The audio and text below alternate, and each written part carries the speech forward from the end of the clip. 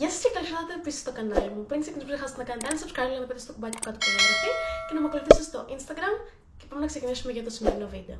Έχω και TikTok, να το πω και αυτό. Και φύγουμε να ξεκινήσουμε τώρα. Λοιπόν, σήμερα θα κάνουμε ένα Q&A. Θέλω να σας ευχαριστήσω πάρα πολύ και μέσα από την καρδιά μου αλήθεια, γιατί έχουμε μεγαλώσει σαν οικογένεια και εδώ στο YouTube. Κοντεύουμε τους 7.000 subscribers τώρα που γυρίζω αυτό το βίντεο. Δεν τους έχουμε φτάσει ακόμα, αλλά τους φτάνουμε. Αλλά και στο Instagram με έχετε ακολουθήσει πολύ καινούργιοι άνθρωποι και σας ευχαριστώ πάρα πολύ, γιατί χαίρομαι και απλά είμαι ευτυχισμένη, να το ξέρετε, και σας εκτιμώ πάρα πολύ έναν προς έναν. Επίσης, να σας πω ότι κάνει πάρα πολύ ζέστη και ειδικά με αυτά τα φώτα. Επειδή λοιπόν έχουμε πληθύνει, ήθελα να κάνω ένα Q&A. Σας ρώτησα λοιπόν στο Instagram να μου στείλετε διάφορες ερωτήσεις, τις οποίες θέλετε να απαντήσω, έτσι ώστε να με γνωρίσετε λιγάκι καλύτερα. Βλέπετε λοιπόν, έχω πιο χαμηλό φωτισμό από συνήθως, είμαι έτσι λίγο χαλαρά.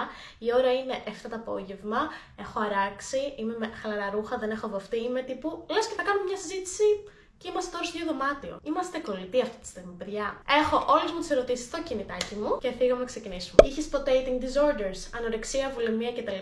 Λοιπόν, είναι πολλά πράγματα τα οποία δεν έχω μοιραστεί μαζί σας γιατί δεν έχει τύχει, όχι επειδή τα κρύβω. Γενικότερα έχω περάσει από πάρα πολλές φάσεις όσον αφορά τη σχέση με το φαγητό. Πάμε λίγο να σας πω κάποια πράγματα για μένα λοιπόν. Όταν ήμουν πιο μικρή, πριν καν την εφηβεία, ήμουν παχουλό κοριτσάκι. Θα το θέσω έτσι. Μετά λοιπόν κατά την εφηβεία ψήλωσα, όχι πάρα πολύ γιατί και τώρα είμαι 1,62 με το ζόρι, αλλά τέλος πάντων αυτό το ύψος που πήρα με βοήθησε στο να είμαι πιο αδύνατη. Γιατί μοιράστηκε το βάρος. Καταλαβαίνετε όμως ότι είχα θέματα αυτοπεποίθησης και body image. Γι' αυτό λοιπόν τότε, επειδή ακριβώς όλοι σχολίαζαν το ότι έχω χάσει κάποια κιλά, νομίζω ήταν και μετά από καλοκαίρι, η κλασική ιστορία που σε επηρεάζει επειδή σου λένε όλοι κάτι τέτοιο, κάποιο σχόλιο σου κάνουν και χαίρεσαι εσύ που έχεις αδυνατήσει και σου λένε κάτι θετικό εκείνη, αλλά σαν να σε επηρεάζει περισσότερο από όσο θα έπρεπε. Επομένως άρχισα να μην τρώω. Και όταν που πέρασα μια φάση ανορεξίας, δεν έφτασε ευτυχώς. Πραγματικά ευτυχώς ποτέ σε ακραιότητες, αλλά όντως δεν έτρωγα, ζυγιζόμουν μετά από κάθε γεύμα, ζυγιζόμουν όλη μέρα. Δεν θεωρώ ότι έχω κάνει κάτι πιο toxic στον εαυτό μου ποτέ. Και σας τα λέω όλα αυτά επειδή ακριβώς θέλω να ξέρετε πράγματα για μένα και επειδή δεν έχω τίποτα να κρύψω από εσάς, ίσα ίσα θέλω να μάθετε από τα δικά μου λάθη, γιατί εγώ δεν είμαι η τέλεια που σας λέω κάντε αυτό, γιατί εγώ ξαφνικά ήμουν η κοπέλα που έκανε όλα τα αθλήματα και ήμουν τέλεια και δεν ξέρω τι μπορεί να έχετε φανταστεί. Μετά λοιπόν από αυτή τη φάση που έφτασα νομίζω στο χαμηλότερο βάρος που είχα φτάσει, δεν θυμάμαι πόσα κιλά και γενικότερα σε αυτό το κανάλι νομίζω το έχετε καταλάβει, δεν αναφέρω ποτέ τα κιλά που είμαι. Και βάζω στοίχημα ότι αν σας έλεγα να μαντέψετε πόσα κιλά είμαι θα πέφτατε τελείως έξω, γιατί είμαι αρκετά κιλά. Που δεν το φαντάζεται κανείς όταν με βλέπει. Γι' αυτό ακριβώς δεν θεωρώ ότι έχει και σημασία. Και γιατί δεν θέλω να πω εγώ είμαι τόσα κιλά και κάποιος εκεί έξω να πει και εγώ θέλω να γίνω τόσα κιλά επειδή είναι αυτή η κοπέλα. Οπότε γι' αυτό δεν αναφέρω ποτέ κιλά. Τέλος πάντων, πέρασα αυτή τη φάση που ήταν αρκετά δύσκολη για μένα ψυχολογικά προφανώς. Και μετά αποφάσισα να γίνω vegetarian. Ήμουν vegetarian νομίζω για 2 χρόνια. Η μαμά μου είχε περάσει μια φρίκη τότε. Φιλάκια στη μαμά γιατί κουράγιο. Ο λόγος που πήρα μια τέτοια απόφαση είναι η σχέση που έχω με τα ζώα και το πόσο τα σέβομαι και τα αγαπώ. Έφτασε λοιπόν η στιγμή να κάνω κάποιες εξετάσεις αιματολογικές και θυμάμαι χαρακτηριστικά μου είπε η γιατρός, να σας πω ότι αυτό ήταν λύκειο, ότι έχω επίπεδα ενός παιδιού που λιμοκτονεί στην Αφρική. Και μου είπε ότι εάν δεν φας κρέας, να σας πω ότι τότε κιόλας δεν ήταν τόσο διαδεδομένη η διατροφή η vegetarian. Επομένως, εγώ δεν είχα και τη γνώση, ήμουν και μικρότερη. Και δεν έδινα πολύ βάση να τρώω την ποσότητα πρωτεΐνης που θέλω, να παίρνω τα συμπληρώματα που χρειάζονται. Γιατί όταν ακολουθείς μια τέτοια διατροφή, υπάρχουν πολύ συγκεκριμένοι τρόποι να πάρεις όλα τα θρεπτικά συστατικά τα οποία χρειάζεσαι και τα οποία δεν μπορείς να προσλάβεις από ζωικές τροφές. Οπότε εκεί ήταν ένα wake-up call και μου είπε ότι αν δεν φας κρέας θα μπει στο νοσοκομείο. Οπότε εγώ έφαγα κρέας, ξεκίνησα να τρώω πάλι. Πλέον δεν θα το ξαναέκοβα, παρότι εξακολουθώ να αγαπώ τα ζώα, όπως φαντάζεστε. Αλλά επειδή σπουδάζω και το αντικείμενο και μπορώ να καταλάβω τη σημασία των τροφών για το σώμα μας και επειδή θεωρώ ότι οι άνθρωποι από πάντα είχαν κάποιες συνήθειες τις οποίες καλώς ή κακώς έχουμε ανάγκη, γιατί είναι αυτή η αλυσίδα των πραγμάτων, δεν θα το ξανά έκανα. Προσωπική υπεποίθηση, από προσωπικές εμπειρίες, ο καθένας κάνει ό,τι θέλει, εννοείται. Αυτή τη στιγμή γυρίζω βίντεο. Κάνω Q&A. Πέσαμε στα σοβαρά από την αρχή εντωμεταξύ. Θέλω λίγο να πάμε σε κάτι πιο εύθυμο. Αλήθεια, έχω ιδρώσει παντού. Έχεις ποτέ tips αν φας παραπάνω? Tips to overcome this. Θα σας πω την αλήθεια. Εάν με ρωτάγατε μισό με 1 χρόνο πριν, έως και τότε θα σας έλεγα σίγουρα και είναι και κάτι πάρα πολύ δύσκολο να ξεπεράσεις. Αυτό που μπορώ να σας πω είναι ότι ναι, επειδή είμαι ένας άνθρωπος ο οποίος θέτω στόχους και στενοχωριέμαι πολύ αν δεν τους πετύχω και κάνω τα πάντα για να τους πετύχω, γιατί είμαι και τελειομανής, το οποίο δεν είναι πάντα καλό. Καταλαβαίνω απόλυτα το πώς μπορεί να νιώθεις όταν θα φας λίγο παραπάνω ή όταν θα φας κάτι εκτός προγράμματος και πόσο μπορεί να σε επηρεάσει αυτό ψυχολογικά. Και αυτό μπορεί να σε επηρεάσει πολυδιάστατα, γιατί μπορεί από το απλά να έχεις λίγες τύψεις, αλλά μπορεί και να σε κάνει να πιστέψεις ότι δεν θα τα καταφέρεις, ότι δεν είσαι αρκετά καλή και να έχει ένα αρνητικό αντίκτυπο στην ψυχολογία. Σίγουρα το ότι κάνω γυμναστική χρόνια με έχει βοηθήσει πάρα πολύ. Γιατί ξέρω το σώμα μου πλέον, ξέρω πόσο γυμνάζομαι, τι ανάγκες έχω από φαγητό και μπορώ έτσι να καταλάβω εάν θέλω να φάω γλυκό, θα φάω γλυκό. Και πλέον το έχω καταλάβει αυτό. Αυτό έχει να κάνει πάρα πολύ και με ψυχολογία. Εγώ βλέπω και ψυχολόγο, σας το έχω πει. Οπότε οποιοδήποτε θέμα έχω, το οποίο μπορεί να είναι κάτι άλλο το οποίο με απασχολεί και να μου βγει εκεί σαν τύψεις. Οπότε πλέον δεν έχω τύψεις, ούτε θα κοιτάξω να το κάψω την επόμενη μέρα, γιατί το έκανα και αυτό. Έλεγα, έφαγα αυτό, αύριο θα τρέξω. Που δεν το χαίρομαι το τρέξιμο και τι κατάφερα, απλά να είμαι έξτρα εκνευρισμένη. Δεν μπορώ να σας πω 1, 2, 3 πραγματάκια τα οποία θα βοηθήσουν σίγουρα, γιατί ο καθένας μας είναι διαφορετικός. Αλλά σίγουρα, εάν κάνεις ένα meal prep, το οποίο έχω ξεκινήσει εγώ να κάνω περισσότερο εδώ, που μένω μόνη μου, βοηθάει πάρα πολύ, γιατί έχεις έτοιμο φαγητό πάντα, υγιεινό και δεν ξεφεύγεις εύκολα. Εάν όμως θελήσεις όντως να φας κάτι, πρέπει να πεις στον εαυτό σου, OK, fuck it. Έχω ανάγκη αυτό. Εγώ αυτό που κάνω πάρα πολύ και θεωρώ ότι είναι όμορφο, γιατί δεν είμαι συνειδητοποιημένη σε αυτό το κομμάτι, τη στιγμή που θα σκεφτώ ότι θέλω να φάω κάτι το οποίο είναι εκτός του προγραμματός μου, θα σκεφτώ, θέλω όντως να το φάω αυτό. Και θα ρωτήσω τον εαυτό μου. Ή είναι απλά επειδή έτσι μου καρφώθηκε στον εγκέφαλο, επειδή βλέπω μια σειρά και έχω συνηθίσει να τρώω κάτι όταν βλέπω τη σειρά. Δεν ξέρω αν μπορείτε να καταλάβετε πώς το εννοώ, αλλά το ότι ρωτάω τον εαυτό μου και σκέφτομαι εκείνη τη στιγμή αν θέλω κάτι, νομίζω με κάνει πιο συνειδητοποιημένη. Και όντως απαντάω εάν το θέλω ή όχι. Υπάρχουν φορές που θα πω, δεν το θέλω τελικά. Την άλλη πλευρά τώρα, εάν φας κάτι, δεν έγινε κάτι, έτσι είναι η ζωή. Επίσης, κάτι που μου αρέσει πάρα πολύ, το άκουσα σε ένα podcast και πραγματικά πιστεύω ότι είναι από τα καλύτερα πράγματα που έχω ακούσει σε σχέση με το υγιεινό τρόπο ζωής. Μια άλλη ερώτηση λοιπόν που κάνω στον εαυτό μου είναι αυτά που κάνω την εκάστοτε μέρα. Γυμναστική, διατροφή, οι συνήθειές μου. Όσον αφορά αυτό το κομμάτι, θα μπορούσα να τις διατηρήσω για όλη μου τη ζωή. Έχω να σας πω ότι εάν η απάντηση δεν είναι ναι, κάτι δεν πάει πολύ καλά. Γιατί μιλάμε για μια ρουτίνα η οποία δεν είναι βιώσιμη. Και σημασία δεν έχει να γυμναστείς, να χάσεις 5 κιλά. Ναι, και αυτό είναι αποτέλεσμα, δεν λέω και το καταλαβαίνω κάποιος να το έχει στόχο. Αλλά σημασία έχει να έχεις έναν υγιεινό τρόπο ζωής για να μπορείς να τον μεγαλώσεις, να είσαι υγιής, να μπορείς να σηκώνεις πράγματα να μην πονάει η μέση σου και να έχεις 50.000 άλλους παράγοντες που είναι θετικά αποτελέσματα του υγιεινού τρόπου ζωής. Δεν ξέρω αν βγάζουν πολύ νόημα. Προσπαθώ να σας τα εξηγήσω όπως τα έχω στο μυαλό μου, αλλά νομίζω ότι το μυαλό μου είναι λίγο. Σε ποια διατροφολόγο πας? Λοιπόν, τώρα δεν με βλέπει κάποια διατροφολόγος, η αλήθεια είναι, γιατί είμαι εδώ και πρέπει να είμαι στην πόλη όπου έχει γραφεί ο διατροφολόγος για να με βλέπει, αλλά πλέον νομίζω είμαι και σε ένα στάδιο που δεν έχω ανάγκη διατροφολόγο. Η διατροφολόγος λοιπόν, η οποία έβλεπα και η οποία είναι η καλύτερη, πραγματικά, εάν θέλετε να πάρετε συμβουλές και συμβουλές οι οποίες, όπως σας δίνω εγώ, όχι κάτι extreme, όχι δίαιτες, αν θέλετε να χτίσετε τον τρόπο που θα τρώτε να είναι υγιεινός, πηγαίνετε στη διατροφολόγο μου, τη λένε Τόνια Μαχέρα, τη στέλνω φιλιά και αγάπη, τη λατρεύω. Δεν υπάρχει. Ελπίζω κάποια στιγμή να τη φτάσω και θα είμαι ευτυχισμένη. Ποιο ήταν το επίπεδο σου στα αγγλικά πριν πας Αγγλία και ποιο τώρα? Κάτι που δεν ξέρετε για μένα και δεν το έχω αναφέρει γιατί το θεωρώ λίγο περιττό θα πω, είναι ότι στην Αθήνα πήγαινα σε ένα ελληνοαμερικανικό σχολείο, οπότε τα αγγλικά μου ήταν καλά από πάντα. Λόγω αυτού προφανώς. Ήξερα καλά αγγλικά, μπορούσα να επικοινωνήσω, είναι η δεύτερη μητρική μου γλώσσα, ας το πούμε. Οπότε δεν μπορώ να πω ότι άλλαξε κάτι, απλά εδώ πέρα συνηθίζεις να μιλάς συνέχεια. Σε παρακολουθώ από παλιά, πόσο καιρό σου πήρε να δεις τόσο μεγάλη διαφορά στο σώμα σου? Αρχικά σε ευχαριστώ. Όλοι εσείς που είστε από την αρχή, να ξέρετε, είστε κομμάτι μου. Να το ξέρετε, το εννοώ με όλη μου την καρδιά. Θα πω εγώ κάτι για μένα, δεν σημαίνει ότι είναι το ίδιο και για όλους. Δηλαδή, αν σας πω εγώ μου πήρε 5 μήνες, δεν σημαίνει ότι θα πάρει και εσάς 5 μήνες. Σας μπορεί να πάρει 2, σας μπορεί να πάρει 1 χρόνο. Γι' αυτό γενικότερα δεν θέλω να απαντάω πάρα πολλά τέτοια πραγματάκια, γιατί νομίζω ότι μπορεί να προκαλέσει τον άλλο μια απογοήτευση. Ξεκίνησα να παίρνω περισσότερες πρωτοβουλίες για τον τρόπο που τρέφομαι, λίγο μετά από την περίοδο που ξεκίνησε η καραντίνα. Αυτό γιατί ήμουν πλέον μέσα κλεισμένη σε ένα σπίτι, δεν μπορούσα να γυμναστώ, πάντα έτρωγα πάρα πολύ, γιατί πεινάω και επομένως τότε που δεν μπορούσα να γυμναστώ όπως γυμναζόμουν, άρχισα να παίρνω κιλά. Τότε είναι που επισκέφθηκα κιόλας και διατροφολόγο μετά από ένα διάστημα που άνοιξαν. Ξεκίνησα λοιπόν να προσπαθώ να προσέχω λίγο παραπάνω τι τρώω, αλλά χωρίς όμως να κάνω δίαιτα αυστηρή. Γιατί έχω μια θεωρία εγώ ότι εάν νιώσεις υπερβολικό περιορισμό, σου γυρνάει λίγο boomerang και μετά θες να φας παραπάνω, πιο ανθυγιεινά κτλ.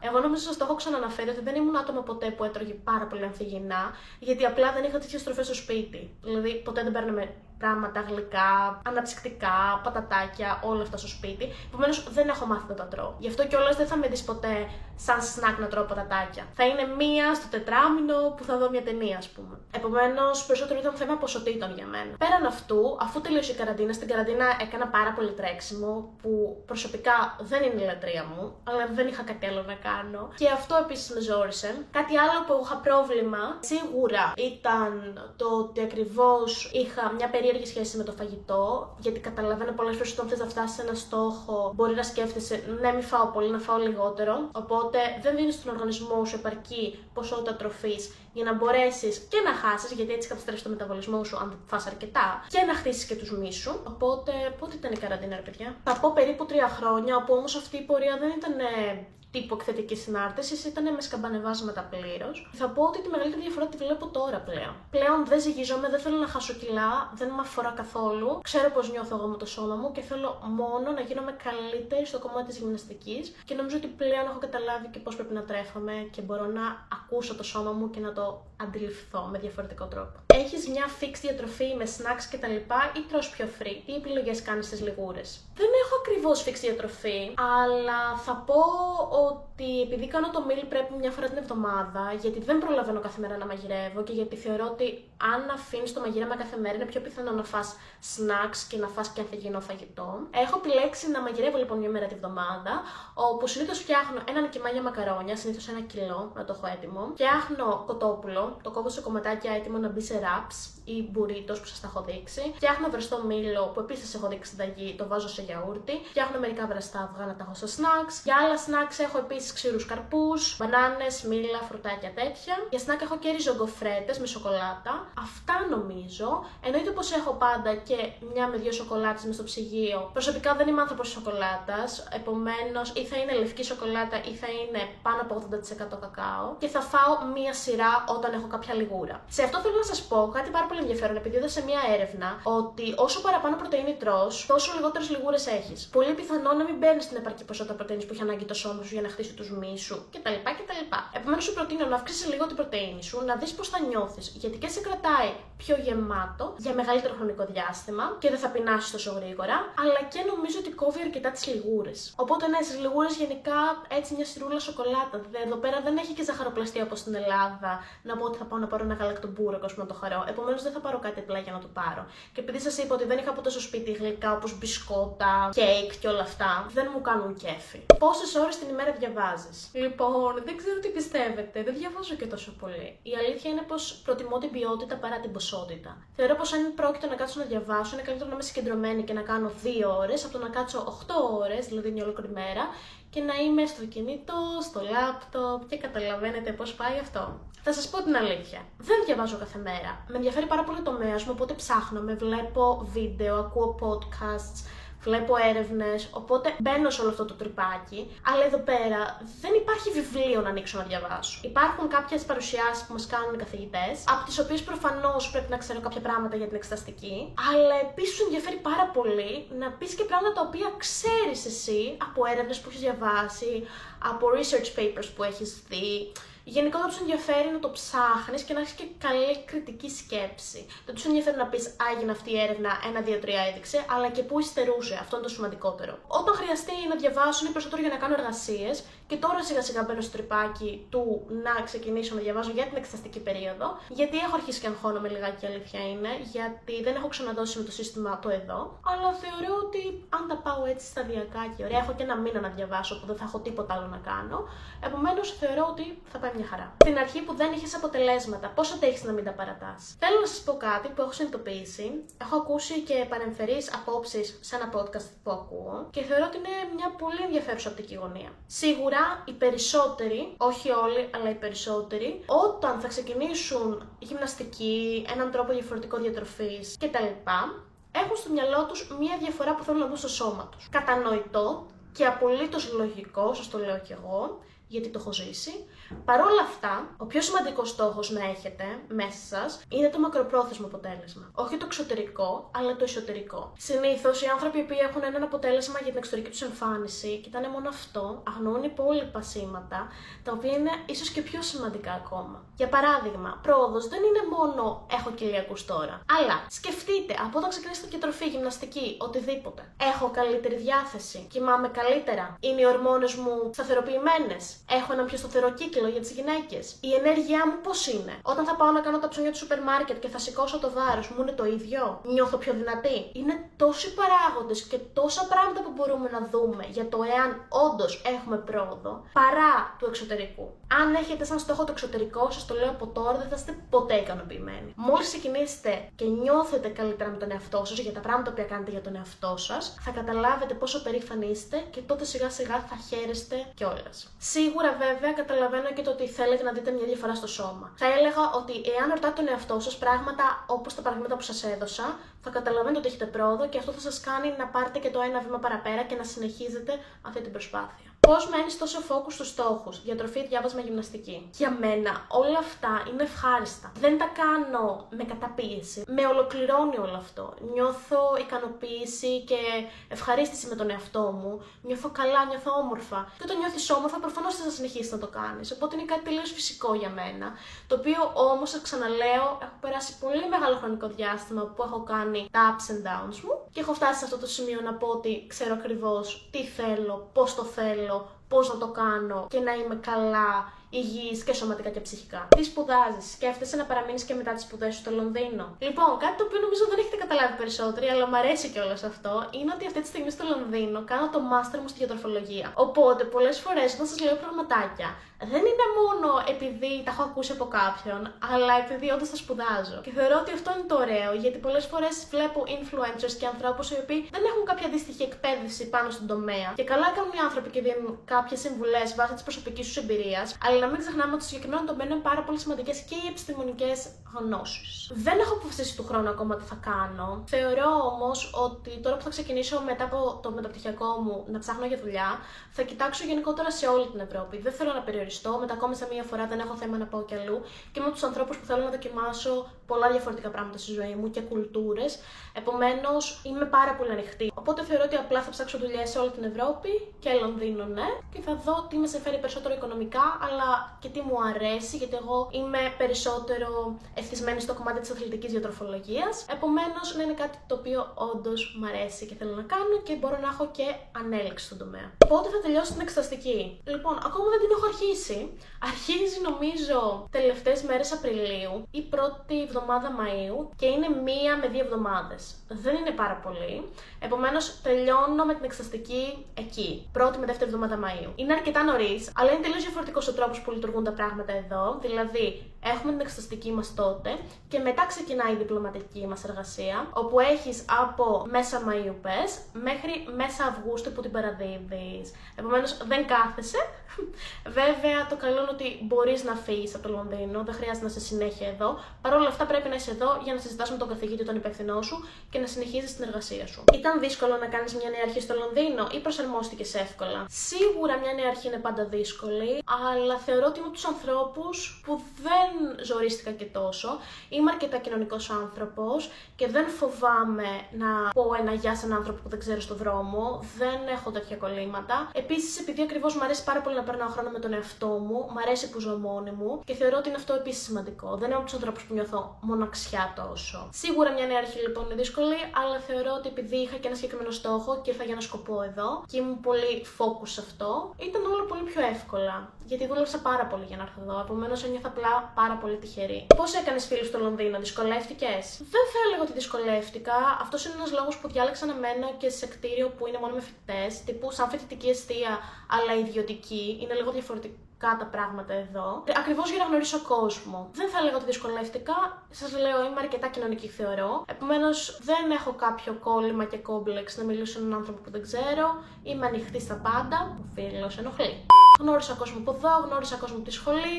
Έχω γνωρίσει και κάποια άλλα άτομα Έλληνες, επομένως γενικότερα έχω κάνει κάποιους κύκλους. Σίγουρα βέβαια δεν είναι το ίδιο με το να έχεις την παρέα σου που έχεις καιρό. Θέλει μία προσπάθεια. Πόσες ώρες αφιερώνεις στο γυμναστήριο? Εξαρτάται από το τι πρόγραμμα γυμναστικής έχω να κάνω την εκάστοτε μέρα, αλλά γενικότερα θα έλεγα περίπου μία ώρα με μία ώρα και κάτι συνολικά. Από το ζέσταμα μέχρι και τις διατάσεις. Δεν πιστεύω όμως ότι χρειάζεται συγκεκριμένη ώρα και 4 ασκήσεις να κάνεις και λίγη αποθεραπεία είναι πάρα πολύ σημαντικό. Και όσες φορές δεν έχω όρεξη να κάνω όλο μου το πρόγραμμα, θα κάνω 3 πραγματάκια, γιατί είναι σίγουρα καλύτερο από το τίποτα. Αυτό λέω στον εαυτό μου και αυτό πάντα αρκεί. Και επίσης να σας πω ότι αν δεν έχετε όρεξη μια μέρα να πάτε για γυμναστική ενώ το έχετε στο πρόγραμμα, δεν πειράζει. Ίσα-ίσα, αν χρειάζεται ξεκούραστη και το σώμα σας το λέει, να τα ακούτε. Γιατί έτσι θα αποφύγετε τραυματισμούς και θα έχετε περισσότερη ενέργεια για την επόμενη μέρα. Τι θεωρείς πως σε μπουστάρει περισσότερο για να γίνεσαι καλύτερη? Ακούγεται λίγο κλισέ, αλλά ο ίδιος μου εαυτός. Θεωρώ ότι και μόνο που ξεπερνάω πράγματα που έκανα, όσον αφορά π.χ.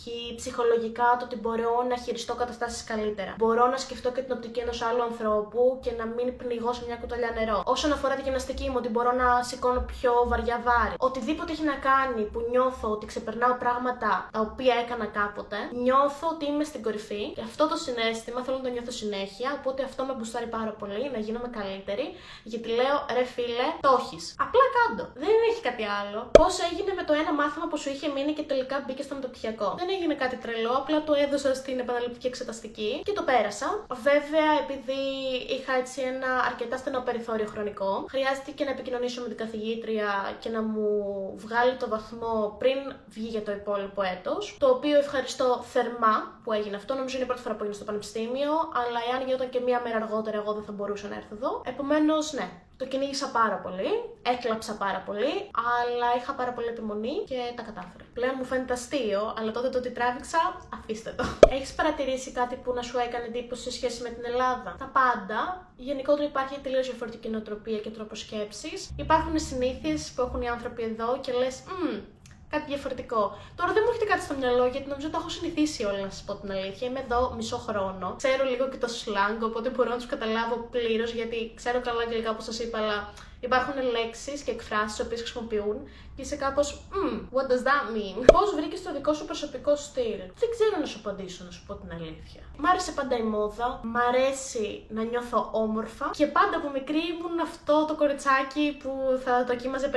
ρούχα και της άρεσε το μακιγιάζ και τα μαλλιά και κανονικό κοριτσάκι, το ultra diva version. Προσπαθώ πάντα να έχω και αρκετές εικόνες, να ψάχνω για την ιστορία της μόδας, την ιστορία της τέχνης. Μ' αρέσει η τέχνη. Είμαι ένα αρκετά καλλιτεχνικό άτομο που νομίζω ότι δεν σας το έχω δείξει και ιδιαίτερα για να το καταλάβετε. Αλλά μ' αρέσει, ας πούμε, πάρα πολύ να ζωγραφίζομαι και μικρά έκανα και μαθήματα και είμαι και καλή κιόλας, θεωρώ εγώ. Επίσης, μ' αρέσει να τραγουδάω. Η μουσική είναι, ας πούμε, η παρηγοριά μου. Γενικότερα, μ' αρέσει να μπαίνω λίγο σε όλο το καλλιτεχνικό κόσμο. Και γι' αυτό μου βγαίνει κάπως φυσικά. Μ' αρέσει να πειραματίζομαι, μ' αρέσει να εκφράζομαι μέσα από τα ρούχα, μ' αρέσει να δείχνω τη διάθεσή μου, οπότε όλα αυτά κάπως συμβάλλουν.